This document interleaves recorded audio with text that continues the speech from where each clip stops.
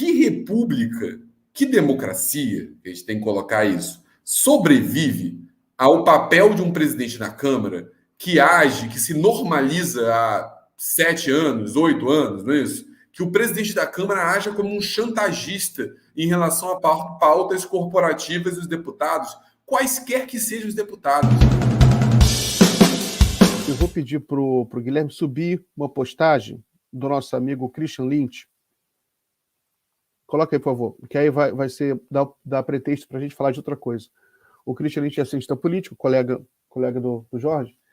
O novo modelo de governabilidade da República, pela primeira vez na história do Brasil, não poderá ser só entre executivo e legislativo. Terá de envolver também o judiciário. Pequeno detalhe de que Arthur Lira hoje esqueceu. Por que esqueceu? Eu vou pedir para o Ivan contar a notícia. Traz a notícia que aí vai ficar mais claro essa postagem. Por favor, Ivan. Sim, pois é. Tem, na verdade, duas notícias envolvendo Lira, Miguel. Trazer primeiro uma que saiu ontem à noite, que é a que mais pesa contra ele mesmo, que é o seguinte. Ontem o ministro do STF, Dias Toffoli, liberou um processo contra o Lira que estava parado há muito tempo lá na corte, um processo no qual o Lira é acusado de corrupção passiva, né? O que acontece?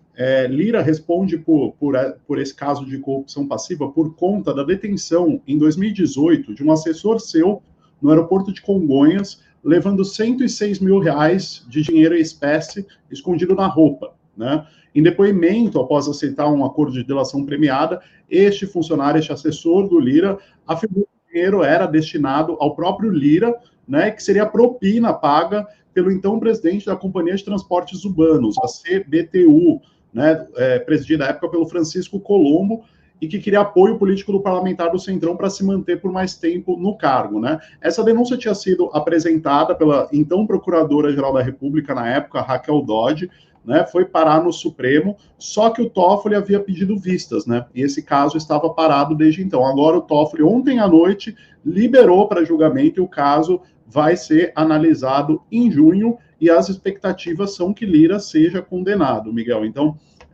e isso criou muitos rumores também ontem à noite, porque essa notícia veio enquanto ainda não tinha sido votada a MP dos ministérios lá na Câmara, né? Então, muita gente estava enxergando uma pressão ali do Lira em cima do governo Lula e tudo mais, e aí, coincidentemente, depois dessa notícia que o Toffoli liberou para julgamento, a votação acabou indo a plenário. Claro, não dá para estabelecer uma relação direta entre as duas coisas, mas o fato é que agora em junho o STF vai retomar esse julgamento do Lira, em que ele é acusado de lavagem de dinheiro. Há evidências aí muito robustas de que ele tenha, de fato, praticado corrupção passiva, afinal, um assessor seu foi pego com dinheiro escondido e o próprio assessor afirmou que isso era dinheiro de propina destinado ao Lira. Então, essa é a grande notícia que pesa contra ele, Miguel. E hoje ainda teve uma operação da Polícia Federal que mirou alguns aliados do Arthur Lira em Alagoas, né? O Arthur Lira já se manifestou afirmando que não tem nada a ver com isso, enfim, mas foi apreendida inclusive mala de dinheiro pela Polícia Federal hoje, né? Mas aí é uma operação que mirou aliados, não dá para estabelecer nenhuma relação direta com o Lira, mas este caso do Supremo Tribunal Federal é justamente uma acusação contra o presidente da Câmara por corrupção passiva, Miguel. Muito bem.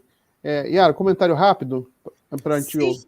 Eu só quero ter a ousadia de discordar um pouco do Lynch, porque eu acho que no varejo ele pode até ter razão, mas no atacado, depois do marco temporal aprovado, antes do Supremo julgar a causa, eu acho que não. Então, eu ouso discordar um pouquinho aí do Christian Lynch. Jorge, por favor. Eu também, assim, Christian, meu amigo, né, num ponto, assim, mas eu também tenho uns limites do tweet, né, que é sempre muito sintético, né, mas eu ficaria tentado a dizer que, na verdade, o judiciário sempre entrou nesse arranjo governativo, né, a questão é o lugar dele. Eu acho que, sem dúvida, de um tempo para cá, o judiciário é como se fosse aquele jogador que tinha um valor do passe X e passou a ter o valor do passe muito maior, né? Então é necessário negociar mais com ele para ter ele no teu time, né? Então, Eu acho que o judiciário passou a ser um ator mais central, mas eu não sei, eu tenho um ponto, se agora é o momento em que esse passe está mais valorizado ou não. Eu acho que no momento, o que o judiciário fez no entorno do golpe de 2016 é um negócio que faz essa atuação com o Lira agora parecer até moderada, porque o embate com o Bolsonaro, por mais que o judiciário tenha sido absolutamente fundamental para a eleição ter valido, né, esse é um dado colocado, ele enfraqueceu o judiciário, né? Porque quando você tem que ficar disputando politicamente seu lugar, você se enfraquece um ponto. Cara, lá atrás, entre, digamos, o Gilmar Mendes impedir que o Lula assumisse como ministro, a decisão em torno do caso Delcídio, o próprio afastamento do Eduardo Cunha, parecia que tudo passava pelo Supremo, né? Eu acho que agora, é claro que o Alexandre de Moraes, que essa ação de hoje do Toffoli, colocam o Supremo como um ator importante, né? Mas eu diria que isso já está dado antes. E eu não sei se o Lira não percebeu isso, não. Eu acho que, na verdade, o Lira está jogando o tempo todo com uma memória colocada, mas, por vezes, o Lira, já que eu já abri aqui as metáforas futebolísticas, né? Ele faz do ataque uma defesa, né? Ele joga isso porque ele se preserva, né? Enfim, o Renan faz uma denúncia pública dele nas redes sociais, o Lira faz um contramovimento para depois colocar, né? O problema é que eu acho que a questão maior de tudo é que república, que democracia, a gente tem que colocar isso, sobrevive ao papel de um presidente na Câmara que age, que se normaliza há 7 anos, 8 anos, não é isso? Que o presidente da Câmara haja como um chantagista em relação a pautas corporativas dos deputados, quaisquer que sejam os deputados. Se você normaliza isso, cara, é difícil segurar uma democracia minimamente estável a longo prazo, sabe? Eu acho que essa é a questão, assim. Mas, claro, o judiciário entra no cálculo e, inclusive, contribuiu para que a gente chegasse nesse caos que a gente está.